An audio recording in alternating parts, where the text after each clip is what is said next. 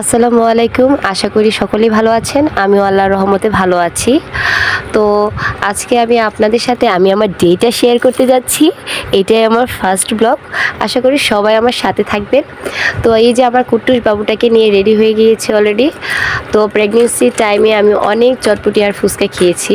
কিন্তু বেবি হয়ে যাওয়ার পরে আমার ওভাবে বেবিকে নিয়ে বের হওয়া হয়নি। আর আজকে তার বাবাকে আমি অনেক রিকোয়েস্ট করলাম, আর আমার সাথে দেওরও রিকোয়েস্ট করলো যে চলো আমাদেরকে ফুচকা চটপটি খাওয়াতেই হবে, যেতে হবে। তারপর আমাদেরকে বাধ্য হয়ে এক প্রকার নিয়ে গেল। এই যে দেখতে পাচ্ছেন আমরা অটোতে অলরেডি উঠে গেছি। আর তার বাবা সারাক্ষণ ফোন নিয়ে ব্যস্ত থাকে। ও আমাদের সাথে যতক্ষণ সময় থাকবে, বাসায় থাকবে, সব সময় খালি ফোন আর ফোন, তাই না বাবা? যাই হোক, আমার সাথে কিন্তু আমার ছোট্ট কুট্টুস বাবাও রয়েছে, ভয়েসে দিচ্ছি আর সে হাসতেছে।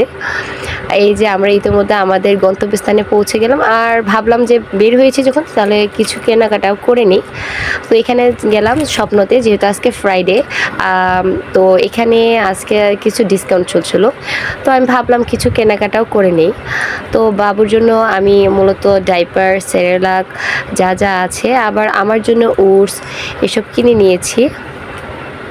তো যেতে যেতে আমরা ভাবলাম চটপটি আর ফুচকা কিন্তু পাইনি, যার প্রেক্ষিতে আমরা বার্গারটা নিয়ে নিলাম। তো এই যে হচ্ছে আমার আস্তে আস্তে রাত হয়ে গিয়েছে, আর দেখতেই পাচ্ছেন আর কিছু বার্গার আমরা পার্সেল নিয়ে নিয়েছি। আর এখন আমাদের বাসায় ফেরার পালা। জানি না আজকে বাসায় কি বকাটকা দেয়, শাশুড়ি মা হয়তো বকাটকা দিবে, কারণ ইতিমধ্যে আমি অনেক রাত করে ফেলেছি। আর 6 মাসের বাবুকে নিয়েও কিন্তু বাহিরে এতক্ষণ থাকাটা আসলে মুরব্বীরা এভাবে অ্যালাউ করে না। আর একটা বিষয় ছিল, যেটা হচ্ছে আমার হাজব্যান্ডকে নিয়ে আমি সবসময়, বেবি হওয়ার আগে আর কি, সবসময় রাত্রেই ঘুরতে বের হতাম, আমি কখনোই দিনে বের হতাম না। আর এখন যেহেতু বেবি হয়েছে, আর আমার ওভাবে তার সাথে ঘুরতে বের হওয়ার সময়টুকু হয় না, যেহেতু পাশাপাশি আমি একটা ছোট্ট একটা জব করি। তো সব কিছু মিলে আসলে রাতের শহরটা খুব মিস করি। রাতের শহরের যে নীরবতা, যে দৃশ্য, আসলে এগুলো অন্যরকম একটা অনুভূতি। আসলে অনুভূতি বলতে আমি যা বোঝাতে চাচ্ছি সেটা হচ্ছে যে একটা রিক্সাতে করে যখন আপনি আপনার পার্টনারকে নিয়ে ঘুরবেন, সারা শহরটা ঘুরে ঘুরে দেখবেন, রাতের শহরটা আর কি, তখন অন্যরকমই আসলে ভালো লাগা কাজ করে। শুধুমাত্র একতরফা হলেই কিন্তু এটা সম্ভব না, দুজনকেই সমান হতে হবে।